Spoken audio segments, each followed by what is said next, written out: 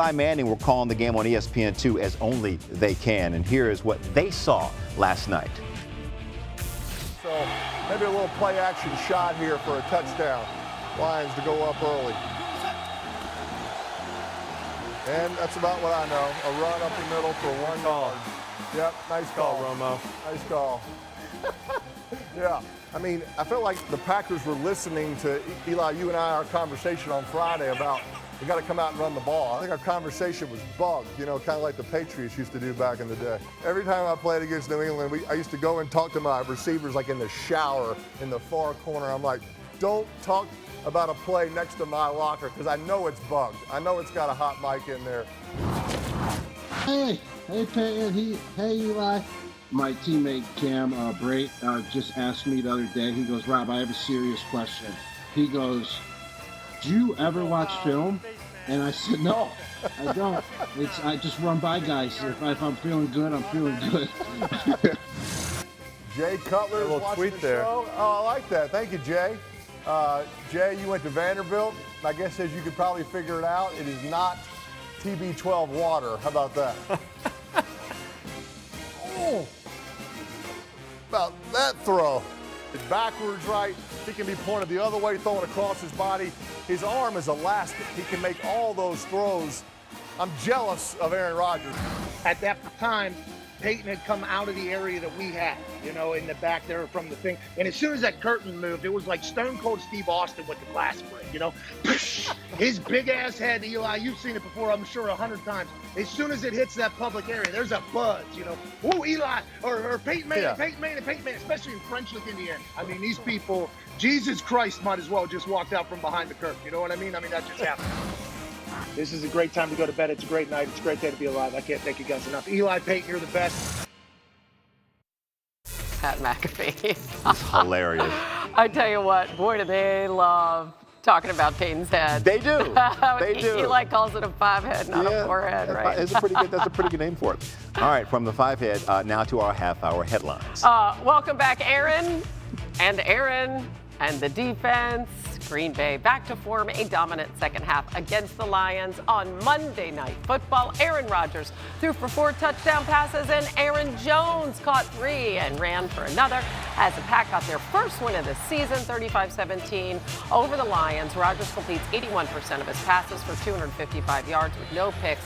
Pack actually trailed at halftime, but then outscored the Lions 21-zip in the second half. So Rodgers now has 31 career games with 4 passing touchdowns, good for 4th most in NFL history.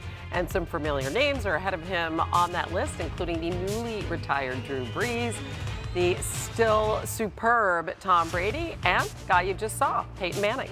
Up next for Rodgers and the Pack, a trip to San Francisco, taking on the undefeated Niners on Sunday night.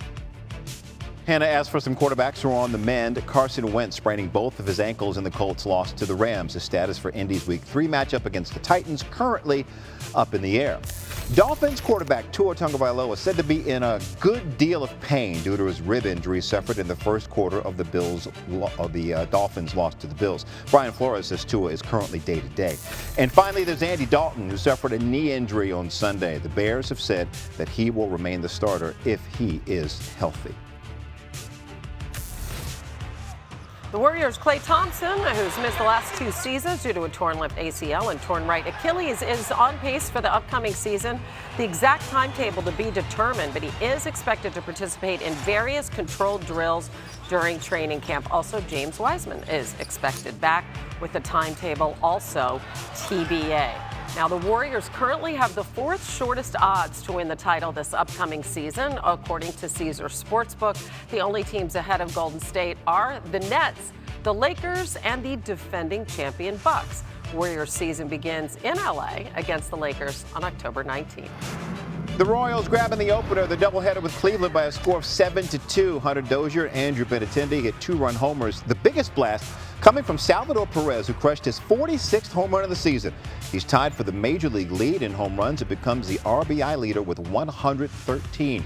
Perez's 46th home run of the season puts him ahead of Johnny Bench for the most by a primary catcher in MLB history. Perez is tied with Vladimir Guerrero Jr. for the MLB home run lead. He's seeking to join Bench as the only primary catchers in modern MLB history to lead the majors in home runs. John Lester notching his 200th career win while helping the Cardinals beat the NL Central leading Brewers 5-2 last night for their 9th straight win. Lester's the 3rd active pitcher with 200 wins, joining Justin Verlander and Zach Greinke from Houston. He's also the 30th left-hander in Major League history to reach that mark. The hot Cardinals solidifying their grip on that second NL wild card, 3 games ahead of the Reds for the final postseason spot. Meanwhile, the Brewers' magic number to clinch the division is 3. Those are your half-hour headlines. Meanwhile, back to our top story. Aaron Rodgers and the Packers picking up their first win of the season last night in a big way. Steve Levy and our Monday Night Football crew have more. Well, back here in Green Bay, the Packers got off to a slow start. They found themselves trailing at halftime to the Lions. Could only imagine what the sports world would have been like had the Packers lost here to Detroit. But in the end, Aaron Rodgers and Green Bay, they figure it out. 21 unanswered in the second half, and that's how they got going. They started to get the ball to their playmakers. Aaron Jones, Devontae Adams in the second half went off. This was the first one to Aaron Jones. Just a tap pass. You bring him in motion, and you get a great block from Allen Lazard on the outside, and Aaron Jones punches it in. Maybe the most beautiful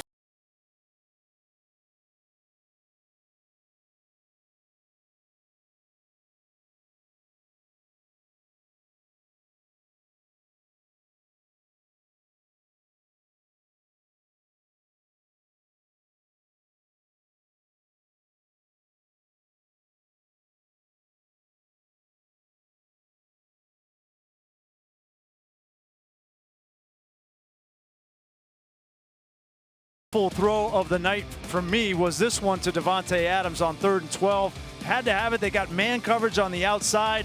They knew they wanted to attack the rookie Melanfonwu, and that is just a beautiful pass, Lewis. Yeah, and then when they got 2 high safeties here, they're going to play a little bit of a version of a 2-man type concept. Where do you attack? You attack the middle of the field between the numbers, between the hashes, and right there, Alex Anzalone has no chance against Robert Tonyan. And then here, this is a little bit of a mix-up in the back end. I can't really tell if they're playing man or zone. Nevertheless, it's a great release by Aaron Jones coming across the formation, across the field. Jamie Collins has no chance to run him down. Great play calling. Here's what I want to ask you guys. Momentum is fleeting in the NFL. It's so week to week, right? So New Orleans destroys Green Bay a week ago, right? And then New Orleans is humbled by Carolina, who might be very good. So, and now the Packers bounce back with this kind of great second half. What do we know about Green Bay right now, guys? What do we feel confident saying about the Packers? Listen, we saw a whole year of Green Bay in this offense. We know when this offense is clicking, they're one of the best in the National Football League, and we talked about this most of the night. It's the defense. Under Joe Barry, are they going to be able to get consistent pressure? Are they going to be able to get the stops that they need? Or just get enough stops and let their offense carry them through the first part of the year? Yeah, I think, as is the case with most teams, Steve, there's a little bit of discovery going on at this part in the year about what exactly are we, what are we going to look like come November and December. You just hope that as you're discovering it, you're winning games and not losing them. But I think the Packers know who they are offensively. We'll see what happens with the defense. And we'll find out much more about these Green Bay Packers. Their next opponent in San Francisco against the 49ers comes Sunday night. Everything is calmed down right now, for now, in Green Bay. All right, y'all, thank you so much. Coming up on SportsCenter, a tale of 2 weeks for Aaron Rodgers. Just Saturday on the most encouraging part of the reigning MVP's bounce-back performance. And the other Aaron in Green Bay has an historic game, but why 4 touchdowns were not the best part of his memorable Monday night.